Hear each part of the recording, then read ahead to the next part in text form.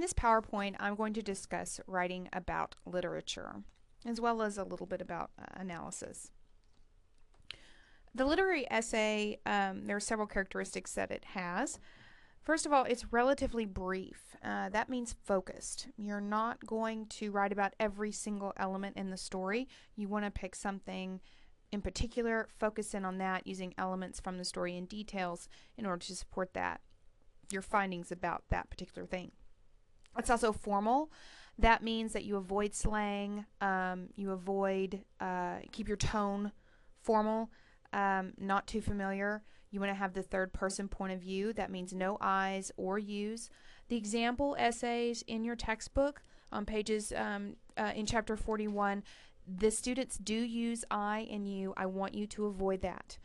It's okay to say we, it's okay to say the reader, it's okay to say readers, us, but no I's or you's. In literary analysis, you are not going to be a character in your essay. You are the writer, the I is understood, so do not say I or you. Also, keep your essay in the present tense. It will be difficult. You'll want to slip into the past tense sometimes, especially since you've read it in the past. In literal time, you've read it in the past, but you have to think of it as the act of reading is an immediate thing. So even if the author of the story is dead, that means if you're writing about, for instance, Poe, Edgar Allan Poe's The Telltale Heart, even though Poe has been dead for a long time under mysterious circumstances, it doesn't matter. We want to talk about it in the present tense. It's also for a serious audience. You don't want to pretend like you're writing for your best friend or someone you're really familiar with. It's for a serious audience that is also analyzing how well you're making your persuasive argument. And since it is a persuasive argument, you need evidence that comes directly from the text, as well as you can also have secondary sources. We'll look at that in more detail in a moment. And it is an exchange of ideas. Therefore, as such, you are showing what you thought, but not in an evaluative sense, more of a critical sense. And we'll talk more about that in a bit. The primary source, whenever I refer to the primary source in this class, that is the short story or the piece of literature, the poem, or the piece of literature that you're analyzing. You have to show your work. That means facts and reasoning. The details from the story, even though it's a work of fiction, can be considered the facts. You're immersed in the world created by the writer. Pretend like that world is real within the story, and those are the facts that are going to back up what you discern about that world from those details. So you need details and explain what those details mean with that specific focus. Only include details from the story for a purpose. In other words, you don't just want to retell the story in your own words.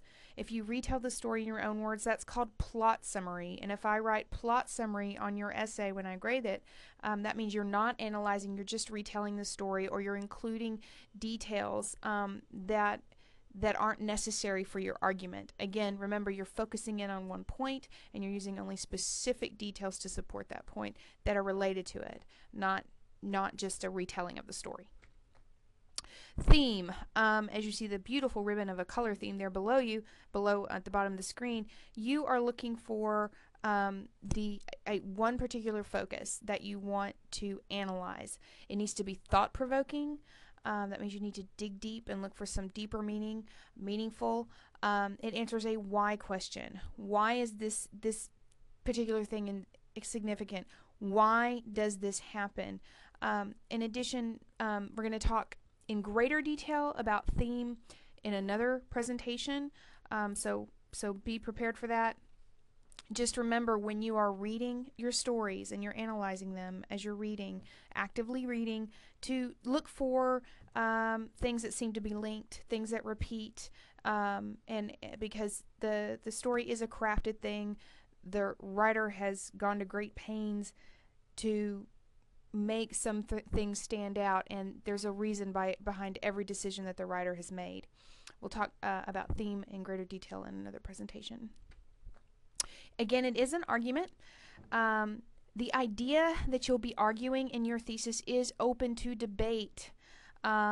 We will read your essay and judge whether or not, or rather, readers, someone will read your essay and judge whether or not you have adequately argued your position with details from the story as support.